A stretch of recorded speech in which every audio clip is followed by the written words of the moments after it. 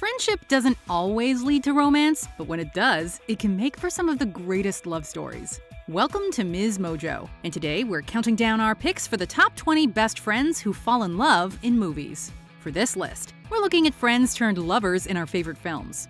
As you can expect, a spoiler alert is now in effect. I'll miss you, kiss you, give you my coat when you are cold. Number 20, Rosalee Futch and Pete Monash win a date with Tad Hamilton. It's pretty much every guy's worst nightmare. The girl you're in love with ends up getting the chance to go out with the hunky celebrity she has a crush on. Just do me one favor, okay?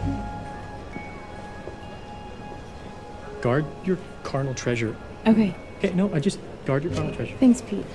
Okay. This unfortunate situation comes to pass for Piggly Wiggly employee Pete when his friend Rosalee wins a competition to go out with actor Tad Hamilton in LA. Of course, by the end of the movie, Rosalee realizes just how wrong Tad is for her, and after Pete confesses his feelings for her, she comes to her senses and realizes who she's actually supposed to be with.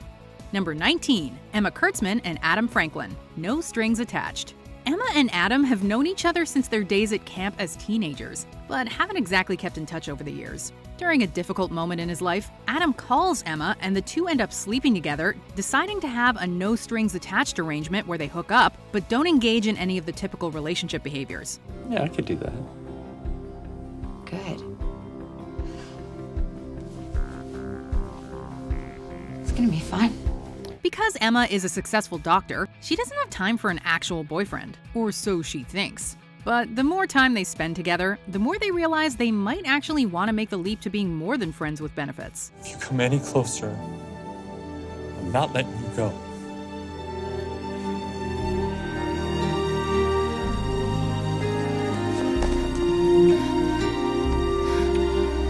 Number 18, Monica Wright and Quincy McCall, Love and Basketball. As a kid growing up in Atlanta, Quincy McCall is a huge basketball fan, and when Monica Wright moves from LA and becomes his neighbor, he's shocked to find a girl who loves the game as much as he does. You want to be my girl? What do I have to do? I guess we can play ball and ride to school together. When you get mad at me, I gotta give you flowers. But I don't like flowers.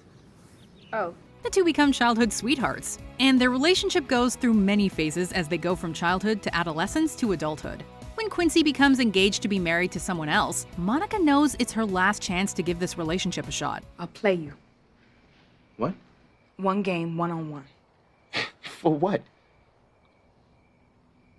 Your heart. This is a sweet and totally underrated love story that's great for fans of romance movies and sports movies alike. Number 17, Hannah and Tom, Maid of Honor. These two meet in college when they accidentally find themselves in bed together in a case of mistaken identity. But what follows is a years-long friendship that has always been platonic, until Tom realizes he wants something more. Despite his playboy status, when Hannah leaves for Scotland, he notices the void in his life when she's not around. Unfortunately, though, she announces she's become engaged to a Scotsman and wants Tom to be her maid of honor, a job he only takes on in the hopes of getting closer to her. So, tell me again why you agreed to be the maid of honor. To be with her, make her happy, figure out some way to get her off of him. Of course, since this is a rom-com, you can probably guess how it all turns out. Let him now speak or forever hold his peace.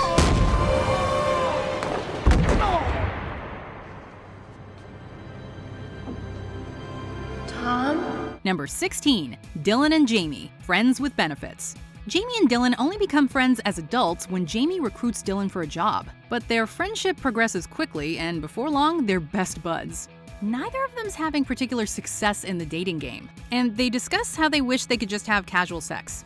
They decide to give it a shot together, keeping up appearances of just being pals during their arrangement, but as always seems to happen in these situations, feelings end up getting involved despite their best efforts. I want my best friend back, because I'm in love with her. By the romantic climax of the film, the audience is totally convinced these two are meant to be so much more than just friends. Number 15, Wallace and Chantry, The F Word. Released in some countries as The F Word and in others as What If, this charming story follows Chantry and Wallace, who meet during a difficult time in Wallace's life after he found out his girlfriend was cheating on him and he then dropped out of med school. My boyfriend will be worried about what happened to me, so, call me. Yes. thank you very much. Chantry had a boyfriend at the time, so their relationship is strictly platonic, but the pair becomes gradually closer. These two only get together at the very end after circumstances finally align, but it was worth the wait because they get there happily ever after. Number 14, Chris Brander and Jamie Palamino, just friends. Stupid! Stupid! Stupid! What the hell? Even Ryan Reynolds has trouble escaping the friend zone. As former high school nerd turned successful music producer Chris Brander, Reynolds gets a second chance to confess his true feelings to his old high school crush Jamie during a trip to his old hometown. Jamie? Chris, hi! Hi. While the movie mostly adheres to rom-com cliches, the chemistry between Reynolds and co-star Amy Smart, as well as a hilarious performance by Anna Faris as unhinged pop star Samantha James, make this an enjoyable ride that will leave you feeling all warm and fuzzy. Oh. Sorry. Just like 20 years so at once.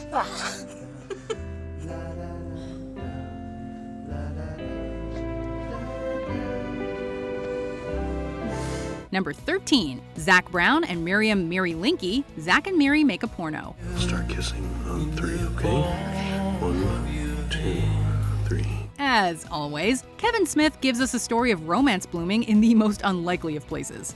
The writer and director offers his signature blend of gross-out laughs and heartwarming moments in this sex comedy about the two titular roommates. You got an idea? We could make a porno. Not the idea I was looking for. Played by Seth Rogen and Elizabeth Banks respectively, they decide to make pornographic movies in order to pay the bills. While Zach and Miri try to keep things platonic, they eventually start falling for each other in between takes, which obviously becomes complicated given their chosen profession. Don't be fooled by the title. This one's a corny romance through and through. Do you? Why are you crying? Because I missed you so much. Number 12, Forrest Gump and Jenny Curran, Forrest Gump. Run, Forrest, run! You can run all you want, Forrest, but you can't outrun love. Robert Zemeckis' epic and crowd-pleasing film spans several decades and portrays many important historical events. But at the heart of the story is the unconditional love Forrest has for his childhood friend Jenny. Will you marry me? It takes Jenny a while to reciprocate those feelings, but thanks to Forrest's relentlessly positive attitude, she eventually sees that she loves him too. While their reunion and marriage is painfully brief and tinged with tragedy, it's still just as sweet as a box of chocolates. I'll take care of you if you're sick. Would you marry me, Forrest? Number 11, Dexter Mayhew and Emma Morley, One Day. Consider yourselves warned, this one is a tearjerker. One Day, based on the book of the same name, follows two friends, Emma and Dexter, giving us a glimpse into their lives on the same day every year, July 15th. It's a unique concept that lets us watch their relationship unfold in little snippets, as their bond becomes more and more complicated over the years. If you bug me about Dexter, I swear I won't. lead me on or let me down or go behind my back, I will murder you. You swear? Yeah, I swear. They each go through many ups and downs, both individually and together, but their relationship always seems to be at the forefront of their lives. You may need to grab the tissues for the ending, though, so be prepared. Goodbye, Dex. Goodbye. Goodbye. Number 10, Bianca Piper and Wesley Rush, The Duff. Bianca and Wesley were neighbors and good friends growing up, but by the time they reach high school, he's become a popular jock and she is the group's Duff, designated ugly fat friend, who people use to get into the cool crowd. What did you just say to me? It's not like a big deal, okay? I mean, like every group of friends has one, you know, the one who doesn't look as good, thus making their friends look better. Though the two had grown apart, they find themselves becoming close again, despite the fact that he's dating one of the school's mean girls on and off. Wesley and Bianca end up sharing a kiss, but both act like it didn't mean anything, even though it clearly does. By the end of the movie, he's showing his feelings for her in front of the entire school. Cruel labels be damned. You gonna go get your crown? No. I'm gonna get the girl. Number 9, Simba and Nala, The Lion King. Who would have thought that one of the best stories of friends becoming lovers is from one of our favorite Disney movies? So where are we really going? An elephant graveyard. Wow! Shh! Zazu. Right. So how are we gonna ditch the dodo? Simba and Nala are besties as kids, roaming around Pride Rock and getting into trouble by tormenting Zazu. Though they're separated for a decent amount of time after Simba flees following his father's murder, when they come back together, it's like no time has passed. In the end, they are destined to rule over the Pride Lands together, with Simba naming Nala as his queen, and the entire story coming full circle when their cub is revealed to the world. Number 8. Troy Dyer and Lelaina Price, Reality Bites. Ooh, baby, I love your way. Every day, I wanna be with you night and day. Underneath all that flannel is plenty of heart. In Ben Stiller's directorial debut, Winona Ryder and Ethan Hawke play two disenfranchised Gen Xers who find comfort in the fact that they both have uncertain futures. They're clearly attracted to each other, but Troy's aimlessness conflicts with Lelaina's ambitions of becoming a documentary filmmaker. Then there's the fact that Lelaina is already dating a TV executive. You better do it now, and you better do it fast, because the world doesn't owe you any favors. And whether you know it or not, you're on the inside track to Loserville, USA. A quintessential 90s soundtrack serves as the background music as Lelaina and Troy slowly realize that they belong together, at least for the time being. I was gonna look for you. What for? Just wanted to see if you were okay. Number 7. Paulie Bleeker and Juno MacGuff, Juno. So guess what? What? I don't know. I'm pregnant. Romance may not be the focus of this quirky film, but it still holds an unconventional love story. After a brief dalliance with her friend Paulie, the precocious and now very pregnant Juno brushes off the notion that the two are dating, despite the fact that Paulie is the father of her unborn child. You know, I should be really cheesed off. I shouldn't want to talk to you anymore. Because I got bored and had sex with you and I didn't want to, marry you? However, as the plot progresses, Juno realizes that besides her parents, Paulie is the one person who has constantly supported her. So she decides to confess her feelings like any normal 16-year-old would, by stuffing Paulie's mailbox full of orange Tic Tacs. We'll take that over a love letter any day. Number 6. William Matthew Will Hayes and April Hoffman, Definitely Maybe. You're the toilet paper guy. Wait, who's that? That's April. More like Definitely Eventually. In a twist on the typical rom-com formula, this film plays out as a mystery. Recent divorcee Will, played by Ryan Reynolds, tells his daughter Maya the story of the 3 women he's been with over the years, leaving clues as to which one eventually became the girl's mother. However, thanks to his daughter, Will realizes that his true love isn't his ex-wife, but his friend and one-time co-worker April. I'm in love with you, April. While it takes several years, a broken marriage, and a lot of heartache, Will and April finally become a couple, all with the help of a very perceptive little girl. That's kind of cheating, isn't it? Bringing your daughter? What am I supposed to do now? Well, you could let us in. Number 5. Keith Nelson and Watts, Some Kind of Wonderful. We're not sure why, but Some Kind of Wonderful seems to have taken a back seat to some of John Hughes' more popular teen comedies. But this movie features a memorable story and a great cast, along with a heartwarming tale of love. Keith and Watts are friends, but Watts is cruelly bullied because people suspect her of being gay due to her tomboyish appearance. But when Keith shows interest in another girl, Watts realizes that she has to do something to show him how she feels. She'll probably do this.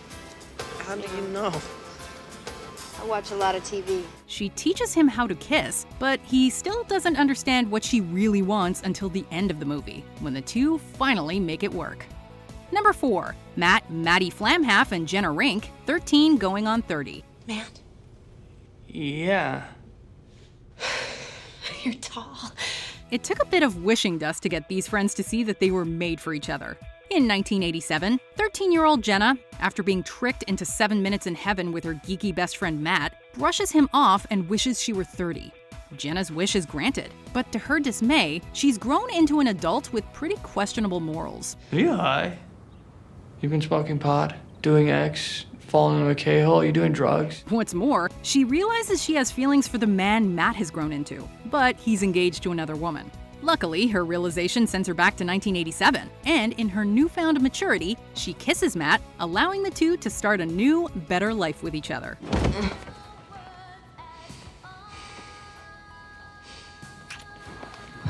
Wow, you really know what you're doing. Number 3. Rosie Dunne and Alex Stewart, Love, Rosie. Based on the novel Where Rainbows End by Cecilia Ahern, this eventual love story follows Alex and Rosie, who have been friends forever. On Rosie's 18th birthday, the two kiss, but because of a series of misunderstandings, it ends up pushing the two further apart. Both of their lives quickly begin to spiral, as they each sleep with other people, and then the movie jumps forward several years into their adulthood. Though they're friends first, they can't deny there's something more to their relationship, despite all of the issues they're faced with. Rosie, Dunne, can I take you to the dance? Better late than never. Number 2, Ron Weasley and Hermione Granger, the Harry Potter franchise. You complete hard-boiled Weasley.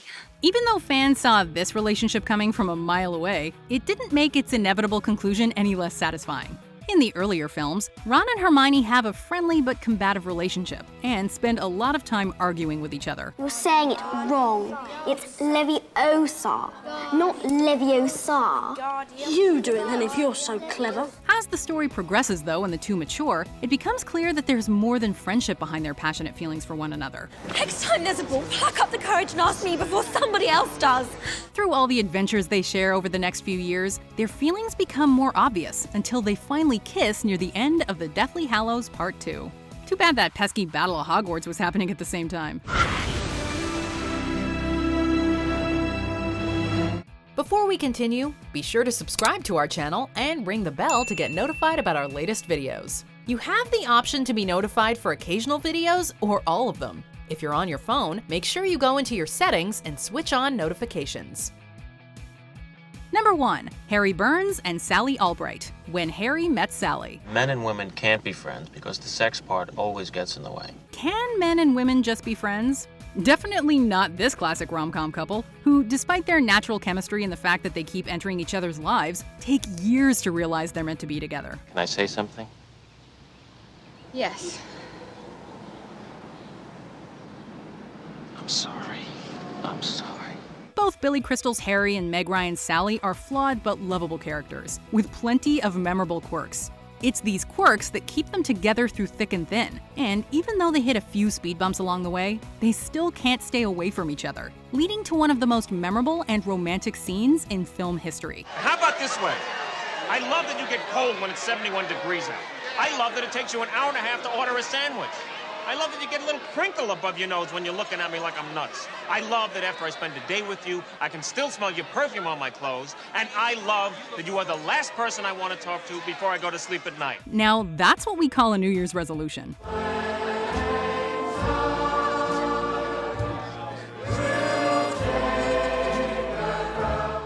Do you agree with our picks? Check out this other recent clip from MsMojo. And be sure to subscribe and ring the bell to be notified about our latest videos.